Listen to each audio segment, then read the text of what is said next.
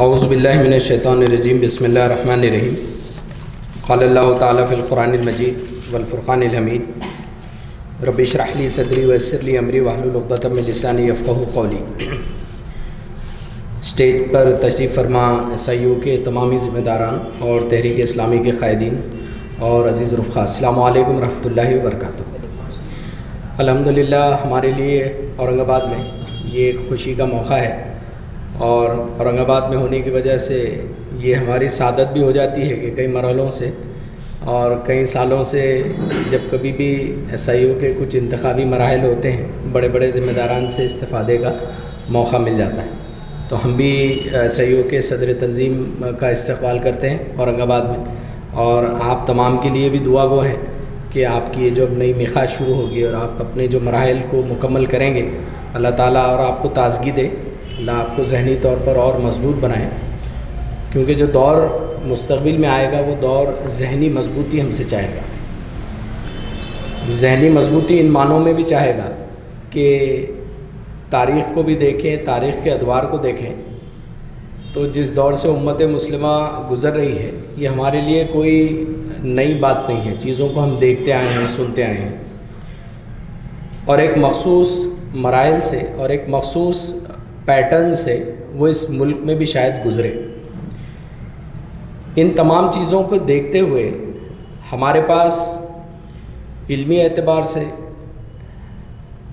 Activism کے اعتبار سے، سماج کی سمجھ کے اعتبار سے اور معاشرہ کس اعتبار سے اپنے آپ کو جمع کرتا ہے، انسان سماج میں جب بستے ہیں، اور خاص طور پر ایک ایسے سماج میں جس کو ہم پلورل سوسائٹی کہتے ہیں، جہاں کئی کلچرز ہیں، کئی زبانیں ہیں، کئی مذاہب کے ماننے والے لوگ ہیں،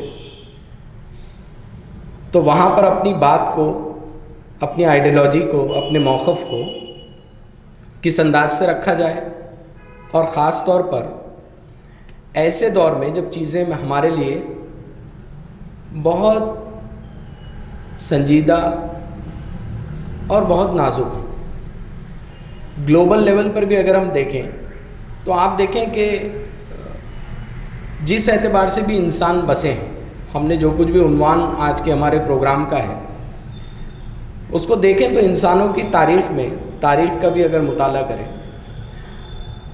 تو یہ جو فنامنا آیا ہے، ریسزم کہیں اس کو، کسی مذہب کا، آئیڈیالوجی کا فوبیا کہیں، ایک دور میں کمیونزم کا فوبیا ہوا کرتا تھا، آج اسلامو فوبیا ہے۔ اس کی وجوہات کو اگر ہم سمجھنے کی کوشش کریں تو اکثر سمجھنے میں ہم آئیڈیالوجی یا اپنے وجود کو لے کر بہت سینسٹیو ہو جاتے ہیں، لیکن نہ صرف آئیڈیالوجی کا اس سے تعلق ہوتا ہے بلکہ اس کا تعلق پاور سینٹر سے ہوتا ہے کہ دنیا میں طاقتیں کس طرح سے کام کرتی ہیں اور کس طرح سے منور کرتی ہیں۔ تو آپ دیکھیں کہ اس سے زمانوں میں اگر تاریخ دیکھیں گے تو اس سے پہلے کی تاریخ میں جو طاقتوں نے دنیا کو چلایا ہے ان میں غالب عنصر مذہبی طاقتوں کا تھا، یعنی چرچ ڈومینیٹ کرتی تھی،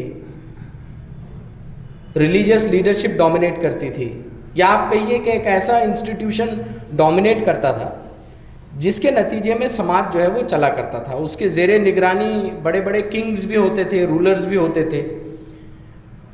اس کے بعد جب فرینچ ریولوشن ہوا، انڈسٹریل ریولوشن ہوا، خیال کی آزادی لوگوں کو میسر آئی، اور ٹیکنالوجی کے اس ڈیولپمنٹ کے بعد جب ایک بہت فعال سماج نے ایک کلچرڈ سماج پر حکومت کی تو اس نے اس کے اندر کی جو انہرنٹ کوالٹیز ہیں اس کو بہت زیادہ دیکھا نہیں، اور ہم یہ دیکھتے ہیں کہ یہ 300 سال کی جو تاریخ ہے یہ دراصل میں وجہ ہے آج کے کانفلکٹس کی۔ آپ چاہے کوئی کانفلکٹ اٹھا لیں، ساؤتھ افریقہ کا اپارتھائڈ اٹھا لیں، یا مڈل ایسٹ کے کانفلکٹ زونس آپ اٹھا لیں، یا اب بریکسٹ کے نتیجے میں یورپ کا نیچے والا حصہ جس کو آپ بالٹک کہتے ہیں یا اس دور کا یوگوسلاویا آپ کہہ لیں، یہ تمام وہ ایریاز ہیں جہاں پر برٹش کی حکومت رہی یا فرینچ کی حکومت رہی۔ یہ ایک ایسا سماج جو مذہب سے دوری کو ایک اپنے لیے بہت ہی اعلیٰ پیمانہ سمجھتا تھا، سائنس اور ٹیکنالوجی کی ترقی کو اعلیٰ پیمانہ سمجھتا تھا۔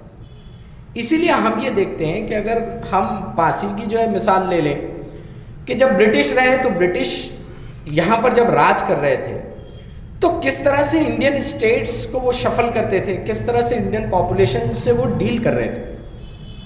ظاہر ہے کہ ایسٹ اور ویسٹ بنگال کی جو تقسیم ہوئی, پہلے یہ بنگال ایک ہی اسٹیٹ تھا, برٹش کے دور میں ایسٹ اور ویسٹ بنگال بنے. جب کیبنٹ مشن پلان بنایا گیا تو بنگال پلس آسام یہ ایک متحدہ ریاست کے طور پر, مسلمانوں کی ایک میجورٹی اسٹیٹ کے طور پر اس کو طے ہونا تھا, لیکن یہ چیزیں طے نہیں ہو پائی. بہرحال اس کی ایک لمبی تاریخ. پھر ہم روہنگیا کا مسئلہ دیکھتے ہیں. ظاہر ہم اس کو اسلاموفوبیا, مسلمز, تمام چیزوں سے ہم اس کو ڈیل کرتے ہیں.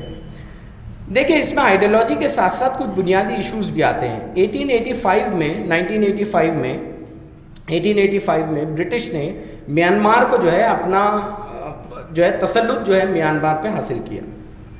اس کے بعد ہم دیکھتے ہیں کہ برٹش کو اپنی کالونیز کو چلانے کے لیے اور وہاں ڈیولپمنٹ کے لیے لوگوں کی ضرورت تھی, کلارکس کی ضرورت تھی, ٹائپسٹ کی ضرورت تھی, آفیسز چلانے کے لوگوں کی ضرورت تھی, لیبر ورکر کی ضرورت تھی, انجینئرز کی ضرورت تھی. تو یہ لوگ کہاں سے آئیں؟ تو انہوں نے یہ جو South East Asia Pacific region ہے, اس دور کا انڈیا آپ کہیں جو متحدہ بھارت تھا, وہاں سے لوگوں کو لے جا کر مائیگریٹ کیا. اس میں مسلمس بھی تھے اور ہندو بھی تھے. یہ طبقہ وہاں جا کے مائیگریٹ ہوا, اور جو روہنگیا کا وہ نیچے والا علاقہ ہے جو ہم آج جہاں پر کانفلکٹ ہے وہ دیکھتے ہیں, وہاں جا کر اکثر ان کو بسایا گیا. ظاہر ہے یہ بڑی پوزیشنز پر رہے, ایفلوئنٹ پوزیشنز پر رہے, اور ایک وہاں کا پہلے سے بسنے والے سماج کو انہوں نے ڈومینیٹ کیا اکنامی کے اعتبار سے, پولیٹیکل سائز کے اعتبار سے, گروئنگ چیزوں کے اعتبار سے. تو وہاں کی انہرنٹ پاپولیشن کو جو ہے, وہاں کی جو آپ کہیں مول نواسی کہہ لیں, ان کو ایک خطرہ لاحق ہوا کہ انہوں نے ان کو ایکسیپٹ نہیں کیا. ان کو ہمیشہ ایک خطرہ رہا کہ ہمارے ریسورسز, دیکھیے آج یہاں پر بھی ہمارے پاس کچھ ایسی پولیٹیکل چیزیں ہوتی ہیں کہ ہم یہ کہتے ہیں کہ بھئی مہاراشٹر کے ریسورسز فلاں اسٹیٹ کے لوگوں کو جو ہے یہاں کام کر رہے ہیں تو ہم کام نہیں کرنے دیں گے, یہاں کے ریسورسز پراپرلی مینیج نہیں ہوتے ہیں. تو یہ انسانی سماج کا بڑا مسئلہ ہے جس کو کہ فور فرنٹ پر لا کر کئی ساری چیزیں ہوتی ہیں. تو میانمار بھی اگر ہم دیکھیں تو ہم یہ دیکھتے ہیں کہ 1931 میں وہ جو کولونیل اسٹیٹ تھا, جو مائیگریشن کی تعداد ہوئی وہ 2,12,000 انڈینز تھے اور 2,28,000 بامار جو ٹرائب تھی وہ تھی. یعنی اتنا ڈسپلیسمنٹ ہوا, برٹش نے اتنے لوگوں کو لے جا کر وہاں مائیگریٹ کیا. جیسے ہی برٹش وہاں سے گئے تو ڈکٹیٹرشپ آئی, لیکن ڈکٹیٹرشپ نے اس کو مینٹین رکھا تھا وہاں کے بیلنس کو. جیسے ہی ڈیموکریسی آئی, ڈکٹیٹرشپ کا بیلنس جو ہے چھوٹ گیا. اور ہم یہ دیکھتے ہیں کہ نیسنٹ پاپولیشن نے پھر وہ جو ظلم کیا ہے, وہاں انہوں نے ہندو جو مائیگریٹڈ انڈینز تھے ان کو تو قبول کر لیا, لیکن مسلمس کو وہ قبول نہیں کر پائے, کیونکہ یہاں پر پھر کلچرل, آئیڈیالوجیکل اور ریلیجیس بیریئرز آتے ہیں. اور یہی مسئلہ ہے فرانس میں, جرمنی میں, یا آپ کینیڈا میں لے لیں. کچھ اعتبار سے آپ کو مین پاور یوز کے اعتبار سے تو وہ قبول کر سکتے ہیں, لیکن وہ اس بات کو دقیانوسیت سمجھتے ہیں کہ آپ اپنی آئیڈینٹی کو, ریلیجن کو, اپنے جو ہے باڈی شیپ کو یا اپنی آئیڈینٹی کو ویئر کریں یا مثبت انداز سے اس کو لے کر چلیں. تو ہم یہ دیکھتے ہیں کہ ہندوستان کا بھی یہ سیناریو جو ہے مسلمانوں کے لیے خاص طور پہ تھوڑا سا مختلف ہے. اس کو بہت گہرائی سے ہم کو سمجھنے کی ضرورت ہے, اس کی تاریخ کو بہت اچھے سے سمجھنے کی ضرورت ہے, کیونکہ جب اس کی ہم تاریخ کو سمجھیں گے تو ہم کو سمجھ میں آئے گا کہ کون سے اسٹیٹ میں کہاں لوگ بستے ہیں, کس اعتبار سے لوگ بستے ہیں, ان کی سوچ کیا ہے, سوچ کے اعتبار سے وہ کہاں ہیں. دیکھیے بہت نمایاں فرق نظر آتا ہے. آپ عیسائیوں میں بھی چلے جائیں, کیرلا کے عیسائیوں کا ایک الگ کلچر ہے, مہاراشٹر کے عیسائیوں ایک الگ نمایاں حیثیت رکھتی ہے. آپ نارتھ انڈیا میں چلے جائیں تو کلچر بالکل الگ ہے تو مسلمان, لیکن کلچرل ڈفرینسز ہیں. اب یہ کلچرل ڈفرینسز کو جب ہوا دی جاتی ہے یا کلچرل ڈفرینسز کو جب اکوموڈیٹ نہیں کیا جاتا ہے, تب ریشل کانفلکٹس وجود میں آتے ہیں. اور یہی ہوا یوگوسلاویا کے ساتھ. یوگوسلاویا وہ ایریا ہے جو عثمانیہ خلافت کے دور میں فتح ہوا, اور عثمانیہ خلافت کا یورپ کا وہ حصہ جس پر جو ہے ہم نے حکومت کی. جب یہ چیزیں ہوئیں تو متحدہ ریاست یوگوسلاویا وہ کہلائی, لیکن وہاں پر جو سلوبودان ملوسیوچ جو اس کے پریسیڈنٹ بنے جب 92 کے بعد, انہوں نے اس کو ملٹی کلر کو ایک رنگ میں تبدیل کرنے کی کوشش کی. اور جب آپ مختلف رنگ, ادوار, نسل, زبانوں کے لوگوں کو ایک رنگ دینے کی کوشش کرتے ہیں تو پھر جو ہے وہ اینٹیٹی یونٹی کے بجائے وہ بریکیج کا شکار ہو جاتی ہے. اور یوگسلاویہ کا وہی ہوا. ہم 1994 96 میں آپ بوسنیا ہرزیگوینیا چچینیا یہ تمام چیزیں سنتے تھے. آپ ایک زبردست ریشل اور ایتھنک کانفلکٹ جو ہے وہاں پر برپا ہوا.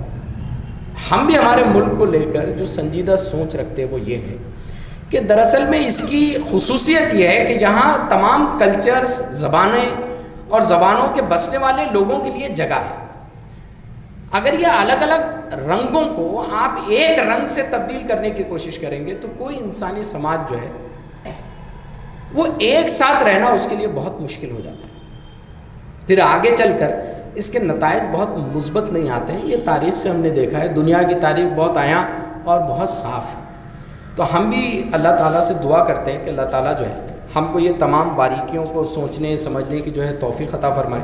اللہ تعالیٰ ہمارے لیے اس ملک میں جو ہے کام کے مواقع کو اور بڑھائے، ہمارے لیے جو ہے وہ کام کی آزادی فراہم کرے. اللہ تعالیٰ آزمائشوں سے ملت اسلامیہ اور تحریک کی حفاظت فرمائے.